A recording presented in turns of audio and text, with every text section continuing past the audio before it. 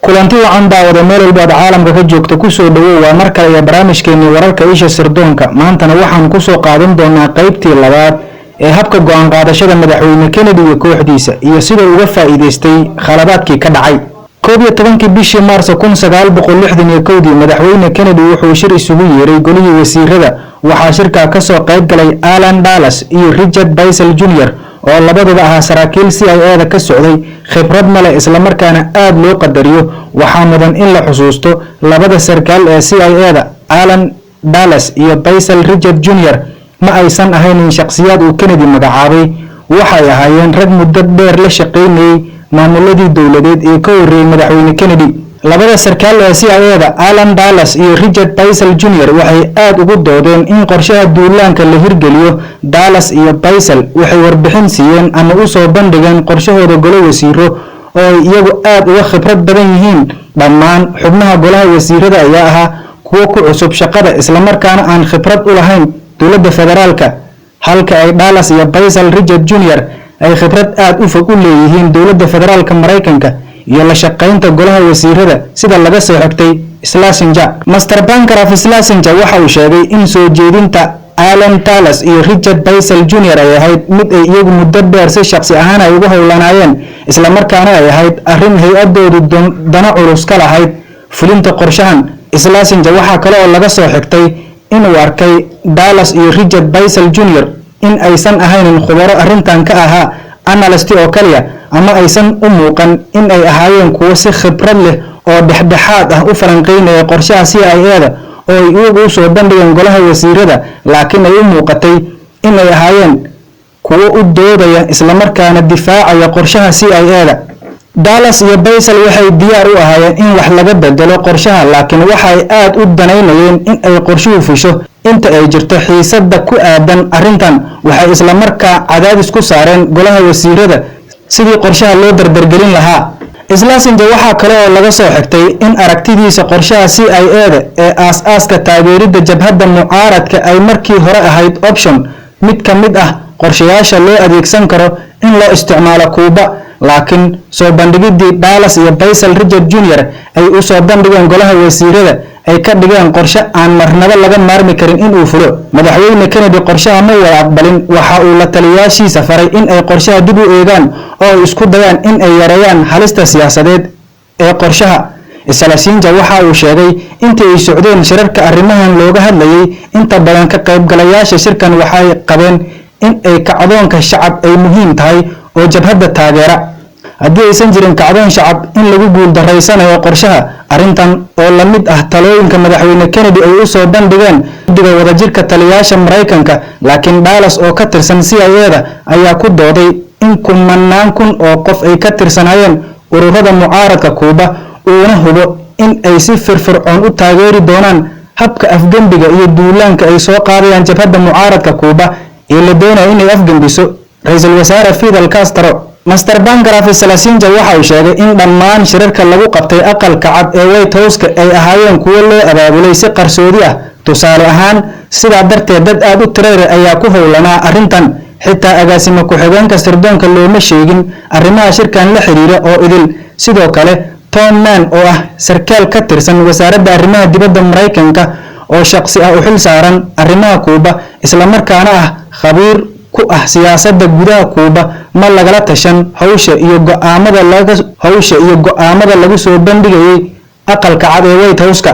Schlesinger waxa kale uu sheegay isla dadkii soo bandhigay qorshaha Dulles iyo Bissell Richard ayaa waxay u muuqatay in ay iyagu noqdeen kuwii qiimeynayay tayada qorshaha aysan sirta qorshaha banaanka ugu bixin waxaa la yareeyay dadka ka soo qaybgalaya shirka iyo kuwa lagu wargeliyay shirka nasiib darro xitaa xubnaha jabhadii mucaaradka ah oo la raba in ay fuliso qorshahan laguma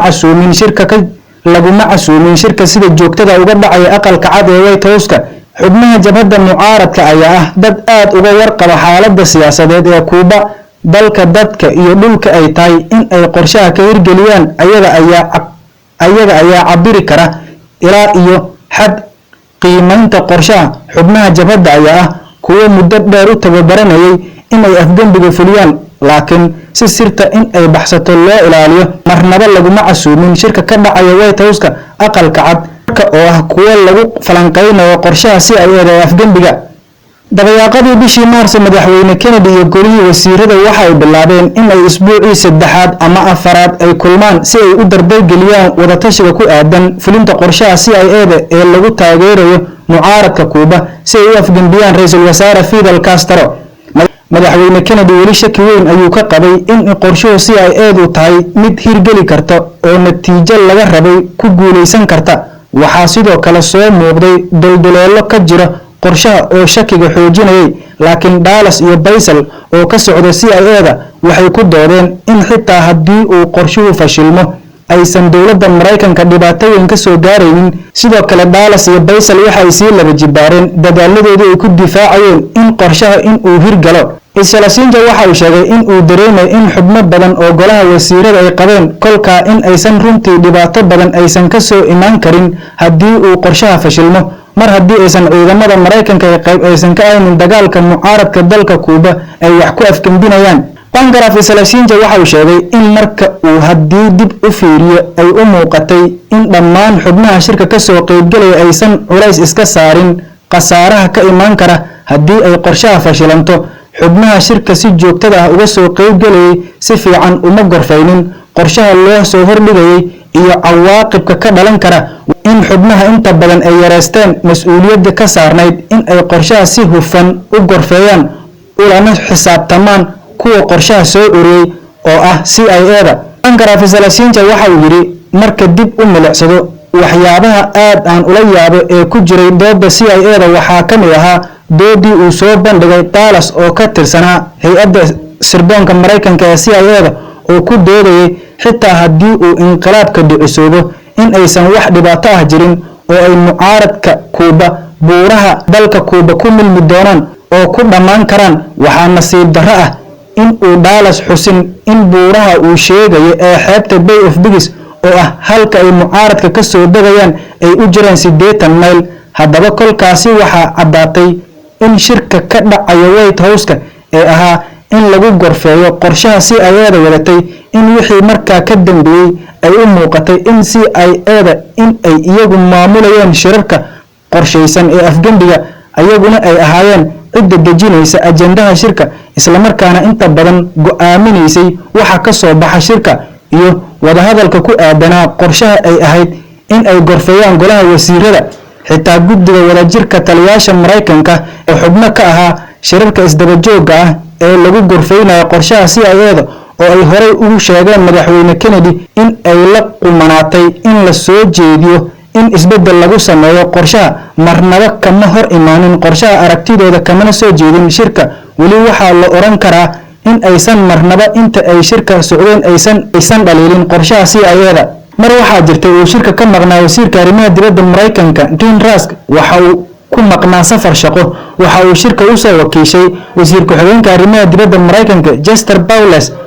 oo aan qorshaha hore uga warqabin ayaa marka uu shirka ka qayb galay aad uga argagaxay qorshaha, aadna ayuu uga soo horjeestay qorshaha CIA-da soo bandhigtay. laakiin inta uu shirka socday kama uusan hadlin mana ogeysiinin dadka shirka jooga in ay qorshuhu aragtidiisa ay aad u qaldan tahay. Bowles kolka uu xafiiska ku noqday qoraal shaqo ayuu u qoray wasiirka arrimaha dibadda Mareykanka Dean Rusk oo uu ku qodobeeyay sababaha ay ku qaldan tahay qorshaha CIA ee afgembiga Fidel Castro. daawadayaal intaas ayaan ku soo gabagabeynaynaa qaybtii labaad ee isbedelkii ku yimid habka go'aan qaadashada madaxweyne Kennedy iyo sida uu uga faa'iideystay qaladaadkiisa. qaybta xigta intaan ku kulmi doono sida ay nabadgelyo.